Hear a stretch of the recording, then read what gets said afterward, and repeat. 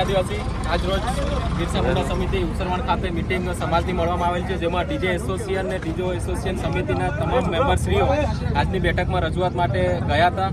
અને જે મિટિંગમાં અમારી જે રજૂઆત હતી, જે માંગ હતી, એ જે બિરસા મુંડા સમિતિ છે એમની સમક્ષ મૂકવામાં આવી. ત્યાર પછી અમારી જે રજૂઆત હતી કે ભાઈ સરકારની જે ગાઈડલાઈન છે, સરકારની સવારથી લઈને રાત્રે 10 વાગ્યા સુધી જે કંઈ સરકારની ગાઈડલાઈન છે એની પરમિશન લઈને અમે છેલ્લા 2-3 વર્ષથી અમારો ધંધો વ્યવસાય ડીજેનો ચલાવી રહ્યા છે અને એ મુજબ ચાલુ રહેશે. અને છતાં પણ સમાજની જે કંઈ આદિવાસી બિરસા મુંડા સમિતિએ બંધારણ સમાજનું બનાવવામાં આવેલ છે, જે સમાજના બંધારણ મુજબ આ લોકો અમલ કરવા માટે નીકળ્યા છે, તો દરેક અલગ અલગ વિસ્તારમાં અલગ અલગ દહેજ પણ અલગ અલગ ચાલે છે.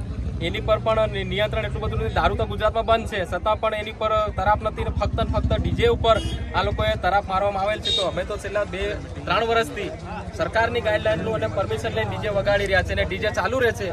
આ અમે રજૂઆત કરવામાં આવી છે. તો બિરસા મુંડા સમિતિ દાહોદ દ્વારા કહેવામાં આવ્યું કે ભાઈ તમે લોકો સરકારની જે ગાઈડલાઈન છે અને સરકારની જે માહિતી છે એનું ફોલોઅપ કરી અને તમારો ડીજે વ્યવસાય કરી શકો છો, એવું આજે અહીંથી બિરસા મુંડા સમિતિ પરથી પારગી સાહેબ અને આથી પેલા મહાવીભાઈ અને મકવાણાભાઈએ કહેવામાં આવ્યું છે કે ભાઈ તમારો ડીજેનો ધંધો વ્યવસાય ચાલુ રહેશે, સરકારની ગાઈડલાઈન મુજબ તમને વગાડવા માટે છૂટ છે. અને હવે આ ગામમાં જે કંઈ પંચ બનાવવામાં આવી છે એ પંચ તો ભાઈ રૂઢિગત ગ્રામસભા હોય તો જ માન્ય હોય છે. ખાલી પંચ બનાવવામાં આવે એનો કોઈ લીગલી હોતું નથી. એટલે અમે એમને કહીએ છીએ કે ભાઈ ગામની જે પંચનું જો પાલન કરવા કહેતા હોય તો બંધારણીય અંતર્ગત કે ભાઈ રૂઢિગત ગ્રામસભાનું હોય બનાવલી અને એની અંતર્ગત અમને બંધ કરાવે તો અમે એનો સ્વીકાર કરવા રાજી છે. જય જોહાર, જય આદિવાસી.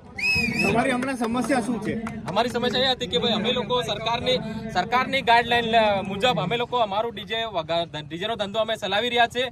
છતાં પણ આ બિરસા મુંડા સમિતિ દ્વારા કે ભાઈ એ પોતે જઈ અને તંત્રનો સાથ સહકાર નહીં પણ પોતે કાયદો હાથમાં લઈ અને રાત્રે 10 વાગે વાગતો હોય, 8 વાગે વાગતો હોય તો પણ પોતે જઈને બંધ કરાવે છે. એ અમારી રજૂઆત હતી, એ અમારો સવાલ હતો કે તો એ આ લોકો એમાં સહમતિ આપી છે. હવે તમારી શું માંગ છે? કઈના વ્યાજવા રૂપિયા કાઢેલા છે, કોને લોન લીધેલી છે, ડીજે લાવેલા છે, તો હવે તમારી શું માંગ છે? ડીજે ચાલુ રહેવું. અમારી એ માંગ છે કે ભાઈ હાઈકોર્ટે પણ એમ કહેવામાં આવ્યું છે કે ભાઈ આ ડીજે ઉપર સરકાર વિચારે અને સરકાર ને પોલીસ તંત્ર જે કંઈ છે એની પર સરકારની ગાઈડલાઈન મુજબ ચાલતું હોય તો એમને ચલાવવા દો, બાકી એમાં પણ તમે સરકારી તંત્ર દ્વારા એક્શન લઈ શકો છો. એવું હાઈકોર્ટે પણ એવું કહેવામાં આવ્યું છે કે હાઈકોર્ટે એવું કેમ નથી કે ડીજે વ્યવસાય બંધ કરો કે કરવા દેવામાં આવશે નહીં. તો આ એક સમાજની પંચ બનાવવામાં આવી છે, એ અમે એનો સ્વીકાર કરીએ છીએ. પણ છતાં અનુસૂચિત શિડ્યુલના અંતર્ગત ગ્રામસભા જે કંઈ રૂઢિગત ગ્રામસભા હોય તો અમે લોકો સ્વીકારવા રાજી છે. બાકી આવી પંચને અમે એક તરફી સરપંચ ખાલી કરે તો અમે લોકો રાજી નથી. ગામમાં દરેક પ્રકારના સમાજ રહેતા હોય છે અને સરપંચની સામે બીજા પણ વિરોધી સરપંચ હોય છે.